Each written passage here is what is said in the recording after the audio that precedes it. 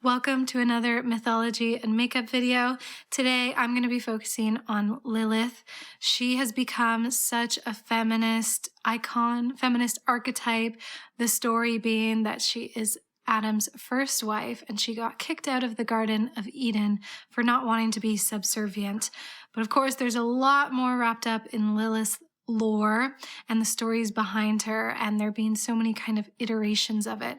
But in general, I really just want to take some of that Lilith energy and make it into a super wearable makeup look. I really prefer to approach makeup from a very wearable lens rather than something costumey, and really just like look at the nuances of color. And this one is definitely going to be about summoning a dark energy, but it also being kind of murky. She's a demon of the night, which I'll get into in a little bit, but there is this one painting in particular I'm going to be taking inspiration from. This is Lilith by John Collier, and I just love the colors happening here, the murky browns, the murky greens, and the way her skin just stands out like it's glowing in the moonlight. It's a very sensual image, yet at the same time very dark. And this makeup look is going to be about kind of balancing those two things, sort of sensuality and darkness.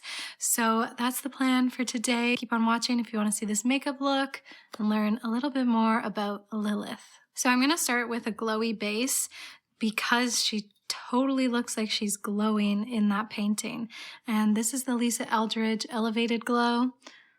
Haven't had much luck with this as a skin prep. I'm giving it another go today, because why not? Particularly just focusing on the cheeks, really. So Lilith isn't in the Bible, but she is a figure from Mesopotamian mythology as well as Jewish folklore. Though she is referenced briefly in the Bible, but the translation ends up being night owl in a lot of translations. We have to remember that these texts have been translated from ancient languages, but then in other texts it translates as Lilith, Satyr. I never know how to say that one, but it's clear based on the etymology that it is Lilith referenced and her being a dweller of these like dark places. But there is a lot more lore that comes up in Jewish folklore and then other mythology. I'm going to be going in with this Fenty foundation. I don't think I've used this on camera yet, but it's the Soft Lit formula, and I'm going to be using a sponge, which is also very different for me. I've just really been liking the way a sponge just really gets foundation into the skin, and I'm putting a little bit of green color corrector into this as well. My foundation application is going to focus on most of the skin, but I am avoiding the dark circles as I like to do in these kinds of softly gothic looks. So back to like Lilith and the translation aspect of that, you will see that the term, I can't pronounce it because it's totally other language, but it's written in English as like Lilu, but it means night monster or belonging to the night. So it makes sense that it's translated sometimes as a night owl. So in general, you'll see Lilith described in this way, often as a creature of the night, which I find also very feminist in its consideration, because looking at the way it can be very empowering to look at the dark places, and women are often associated with that, like even Eve being the one who wanted knowledge, and that being kind of a thing that brought darkness and bad things, but we can't always live in the light, right? And I think that Lilith as a character, as a figure who is a night dweller and dwells in these dark and scary places, that in and of itself can be very feminist as well as like witchy and powerful. So just really buffing this into the skin. And I can't tell if much glows come up. Let's see. Yeah, there's kind of like a soft reflect on the skin. Just going in with a little bit more in kind of my problem areas. In some of the mythology, the story of Lilith, there is references of her being made at the same time as Adam, which is cool, rather than being made from Adam. And she was like unwilling to be submissive to him, and that's why she was kicked out of Eden. and she fled to the Red Sea. And there's stories of her like giving birth to all kinds of demons.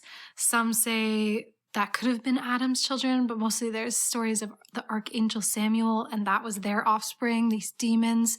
And then at one point, God came to basically punish her for not abiding to Adam's authority. And her children, her demon children, were like sentenced to die. Poor Lilith, right? I'd like to go a little bit heavier on the contour today. The painting is just so shadowy, but truly contour used, all about. So this is from Sephora. It's the contour stick in Fair. It's quite pigmented. So start with a kind of medium amount and then build up from there. I'm just placing that like in the hollow right under my cheekbone and bringing it right up into the hairline. Generally like to use this kind of dabbing motion with this brush so as not to like be disturbing all the foundation under. As pigmented as it is, it really quite blends out. So later folklore had Lilith as this figure that you had to protect your babies from, often at night, again, because she would come in and like cause the death of young babies. People used to actually wear amulets to protect themselves from Lilith. And then there's also some iterations of Lilith being someone who would come after men. Oh, so funny. Witches, witchly figures are always after men's hearts and babies' hearts. Because those are all very like anti the kind of heteronormative position that women should be, subservient to men, loving of babies, right? So Lilith just represents this complete threat to what women should be doing and fulfilling in their roles. And that's why she is such a feminist icon. I popped off camera to do my brows. Now I'm going to go in with a blush. This is the Phytosurgeon's blush in Sublimate. So kind of a richer red. And I'm going to start this kind of lower and blend it towards that contour a little bit, kind of like right on top of where the contour was ending. She doesn't look particularly blushy in this photo, but for me, a look is never complete without some blush. There's another painting by Lilith that, of course, is pre-Raphaelite, which is Lady Lilith by Rossetti. And this one's a lot more depicting Lilith in her kind of seductress role. The colors in general just a lot more rich and warm. So I guess this is my little nod to that painting. A little bit of concealer to brighten some areas of the face. Right under the blush, kind of in the center of the face, and then on the eyelids, but being careful not to go too much under on the under eye. I'm preserving that. Going in with the sponge. I find with a sponge you can kind of be a lot more liberal with like how much product you're using on your face because it really like absorbs a lot of it, which seems like a waste of product and definitely can be. But there's something about the finish I've been quite liking lately. Okay, now for the lip. I want to lean into this really darkened effect. So first I'm just going to put a layer of Lovesick from Sushi Glow on the lips, like this very, very dark orange, bloody type of stain. Then I'm going to layer like a black gloss on top of it, hoping that together they kind of create this kind of eerie effect, but also kind of romantic. Just like a layer of this.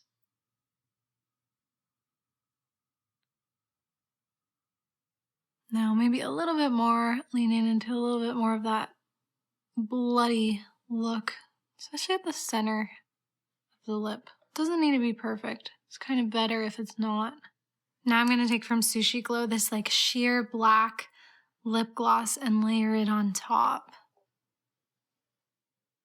Kind of hoping it creates its own kind of interesting color.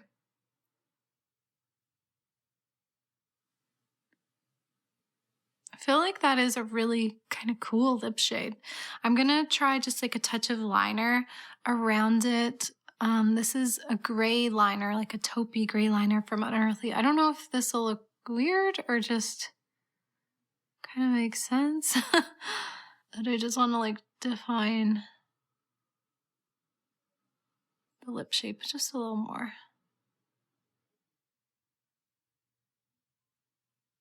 Now with the eyeshadow, thinking of leaning into like those kind of murky greens and browns. So I've got the 420 palette. These are the two shades I'm going to focus on at first. This one, Dank, such a great name. I swear, every time I pick shade names, they go with the theme. Dank first to like get some grunginess happening, and then like deepening with Roll It. So I'm taking this kind of like packing brush, and I'm going to start getting some like murky smokiness at the outer corners. My vision for this look isn't to be too precise, just kind of like a little bit of smoky energy happening. Like I want this to like kind of be this balance between what Lilith represents, which is kind of like this, sometimes like in Rossetti's painting, this like sensuality and like temptress vibes. And then other times very much creature of the night. Wow, I just got a flashback to Rocky Horror, creature of the night. Lilith is very much a succubus. Some myths sort of point to the idea that she may have, one of her demon children was succubus, or that Lilith is kind of like the OG succubus. So there's also this vampiric energy to Lilith, this idea of a lustful kind of taking of things. Then there's also the Lilith Fair that happened in the 90s that was like started by Canadian musician Sarah McLachlan that highlighted female artists. That sounds like a fun place to go. It's too bad it didn't last longer. Before I actually deepen this too much, I am going to go in with Hash here, sort of as my in-between blending shade with the fluffier brush. Just going to add a little bit more brown into this. There's a new song also, I think it went pretty viral, by, funnily enough, someone named Saint Evangeline. It's like my name, but with an A. It's called Lilith, and the lyrics are like, Lilith, you siren, how could you do this to me? And it's about like going through trauma. And that reminds me again of this idea of Lilith as like a siren figure. Siren, succubus, someone who like lures you into something. Also think of Chilling Adventures of Sabrina was a huge show for me that I loved kind of in pandemic. Really brought me through that time. And then we had Lilith, and she was like concubine of Satan. She was a big figure in that.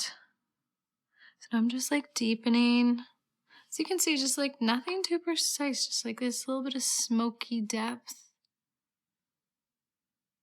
At the moment, this is looking almost a bit too much green and red for me.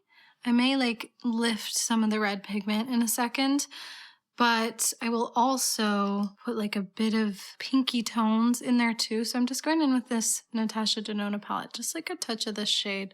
Almost neutralize the green. I just don't like that it's pulling so green, I guess. Kind of helped a little. Touch of a darker shimmer, this one here. Nothing too shiny and ethereal. It's kind of about a grungy feeling. Before I pop off for lashes, I definitely do want to take back the red a little. I wanted to have like this bit of red, but not too much, like a touch. And like, it's just a bit too saturated. I'm gonna try and lift it. I feel like that's a little better, but won't be able to decide about finishing touches till I put the lashes on. So I am going to do that off camera, and then we can talk about any last thoughts about Lilith or this makeup look. And this is the finished makeup look. Definitely turned out how I envisioned it, if just a little bit more saturated, but I'm not mad at it because when I do think of Lilith, I do think of things like blood and then things being murkier. So this murky, literally a murky orange, murky red, and then the eyes with the like grungy kind of browns and and muddy greens. I did put a little bit of dark brown in the waterline just to make it feel a little bit darker. And I do feel like this does summon a little bit of Lilith energy. I am now a creature of the night, succubus. I did see this really beautiful artwork I did want to share. I found it on Pinterest. The artist's handle being Michelle Nolt, but it's a really cool picture of Lilith and the night owl and sort of them in tandem together and her being represented. That's her like dark nature, the night owl. I just thought it was a really cool piece and I wanted to share that with you guys. And yeah, I really enjoyed this. Of course, Lilith is one of those archetypes and sort of figures that have come up a lot, as I've said, in pop culture, and I've definitely been aware of her, but some of the more nuanced aspects of her like story and the tie-in with like the meaning of her name and being such a character associated with darkness and night, I wasn't really quite aware of. So I really enjoyed doing a little bit more of a deep dive and learning a little bit more. I really hope you enjoyed this exploration. That's it for today. Toasty, let's take it away. Toasty is perky for once because his PAPA is home. So I'll make this quick before he starts barking, but thank you as always for watching until the end. Until next time, may you all find yourselves a little bit of makeup magic, and we will see you in the next video. Bye, witches. Is that Papa?